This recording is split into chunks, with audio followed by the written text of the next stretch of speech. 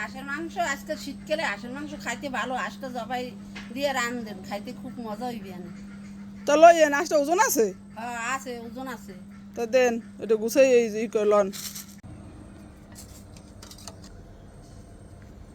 পুরা একটু গজি নেই, মাছটা কত সুন্দর দেখছেন। তেল হইছে মনে হয়, হ্যাঁ, দেখছেন তেল তেল হইছে। আজ খাইতে আসলে একটা জমের মজা হইবে।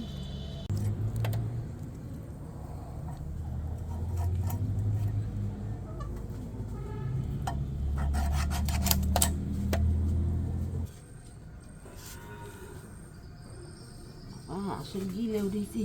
মাংস কোটা দোয়া হয়ে গেছে, আর এটা রান্নার জন্য বসাই দিলাম। চুলায় করে বসাই দিলাম,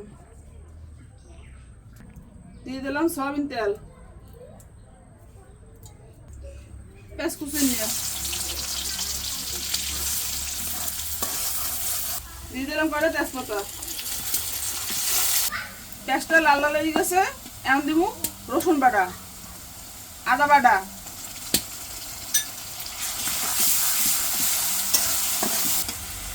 হলুদের গুঁড়া,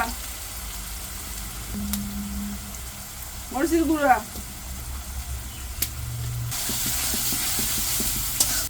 দিয়ে দিলাম পরিমাণ মতো লবণ। এখন মশলাটা সুন্দর করে কষাইতে হবে। এখন দেব জিরের গুঁড়া।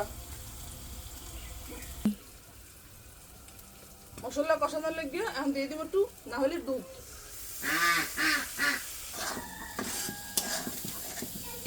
মশলাটা খুব সুন্দর করে কষাই লব, না হলে দুধ দিয়ে।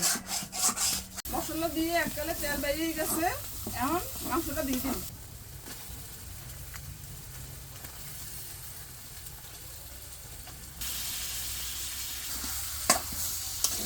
এখন মাংস কষানোর লেগে দিব একটু না হলে দুধ। আর এই পুরো মাংসটাই না হলে দুধ দিয়েই কষাবো, পানি দিব না। মাংসটা এককালে সুন্দর করে কষাইতে হবে। হাঁসের মাংস যত কষাইবেন অত মজা।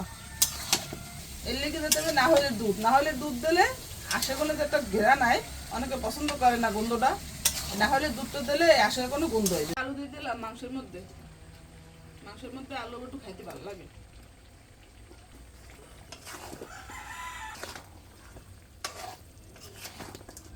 এই যে পেঁয়াজের বেরেস্তা এটা করে রাখছিলাম আগে, এই বেরেস্তাটা এখন মাংসের মধ্যে দিয়ে দেবো। এতে করে এই যে হাঁসের যে মাংসটা, এটা একটা অন্যরকম একটা ফ্লেভার আইবে, একটা ঘেরা আইবে সুন্দর। আপনারা চেষ্টা করবেন হাঁসের মাংসে একটু ওই বেরেস্তাটা দেওয়ার লাগবে। একেবারে হয়ে গেছে, মাংসটা উঠেই ফেলামু। আর একটু গরম মশলা দেবো, এই যে একটু গরম মশলা এখন ছিটিয়ে দিব। বাস মাংসটা হয়ে গেছে, আর নামাই ফেলাম। মাংসটা রান্না হয়ে গেছে, আর ডালিয়ে লাই।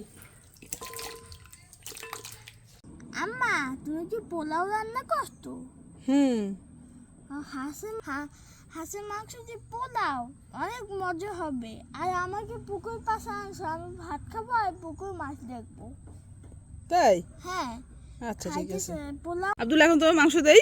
আচ্ছা বিসমিল্লাহ বললে খাবার শুরু করো। খাই দেখো তো কেমন মজা হয়েছে।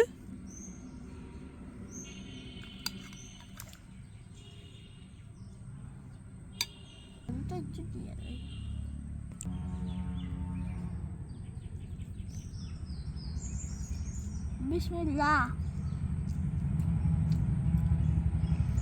খুব মজা।